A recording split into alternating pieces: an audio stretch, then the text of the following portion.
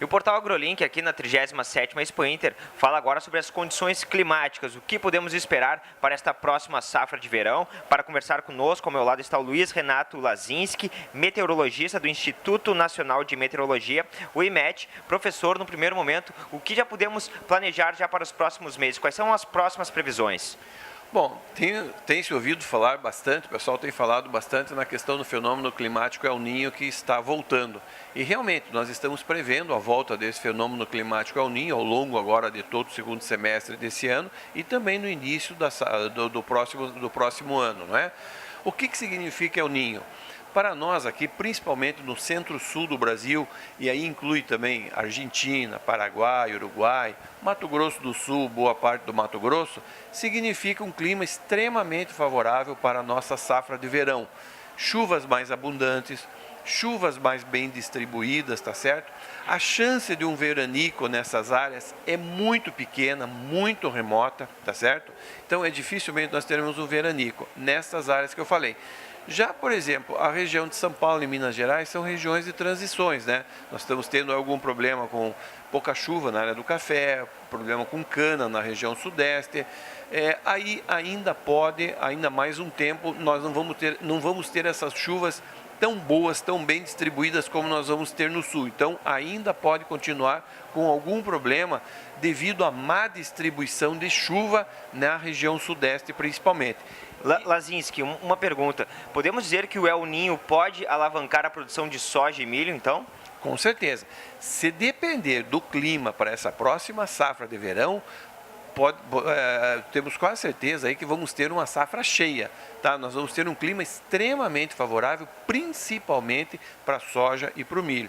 Já para a cultura de inverno, por exemplo, o trigo aqui no sul do Brasil, né, que se planta um pouco mais tarde nessas áreas mais altas, vai ser colhido aí final de outubro, ao longo do começo de novembro, não é? Nós podemos ter algum problema de excesso de chuva. Aí você tem problema de doença, a própria qualidade do trigo, aí você pode ter algum problema na hora da colheita pelo excesso de chuva. Os plantios de arroz também no Rio Grande do Sul, irrigado, né? Muita chuva também às vezes pode atrapalhar um pouco o plantio. Então você pode ter esses inconvenientes no arroz, inconveniente no trigo, né? E você pode ter um probleminha também, no caso, nós temos aí a região nordeste. A região nordeste do Brasil, tipo assim, oeste da Bahia, Piauí, Tocantins, Maranhão, essas áreas, em anos de El Niño, as precipitações não são tão boas e tão bem distribuídas quanto são no sul.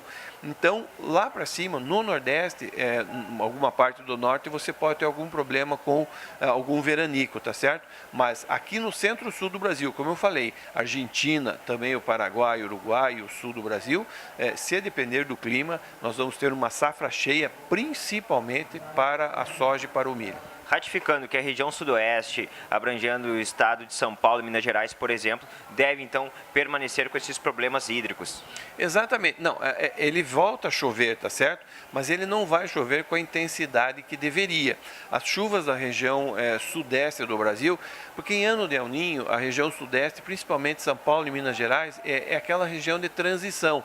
As chuvas não são tão boas, tão frequentes e tão bem distribuídas quanto no sul.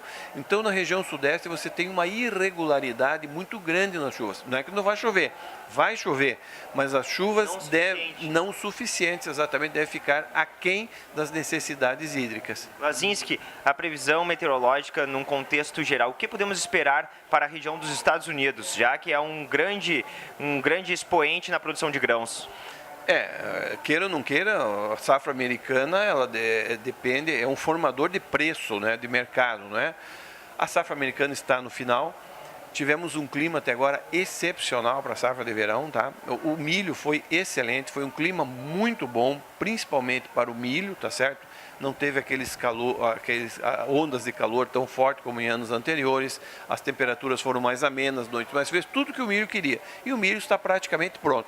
A soja está no final do ciclo, ainda algumas áreas com enchimento de grão.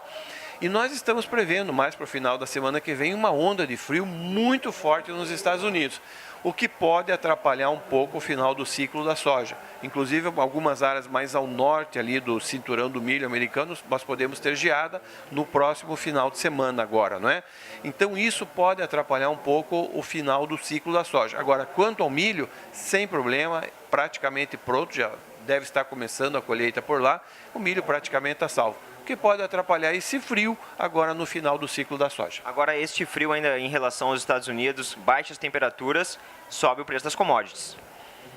Normalmente você tem um mercado que eles chamam hoje de mercado de clima, né? Então, o clima acaba sendo esse fator fundamental de sucesso ou não das lavouras, porque você não tem como mexer nele, né? Então, se você tiver realmente um clima um pouco desfavorável agora no final da safra da soja, provavelmente você pode puxar um pouco os preços para cima. Agradeço a entrevista com o meteorologista Luiz Renato Lazinski, ele que é meteorologista do Instituto Nacional de Meteorologia, o IMET, portal AgroLink, trazendo todas as informações referentes ao agronegócio, abordando tantas questões de maquinários, implementos, tecnologias, cultivares e também nunca deixando de destacar as condições do tempo. Eu falo diretamente do Parque de Exposições Assis Brasil para o portal AgroLink, Lucas Rivas.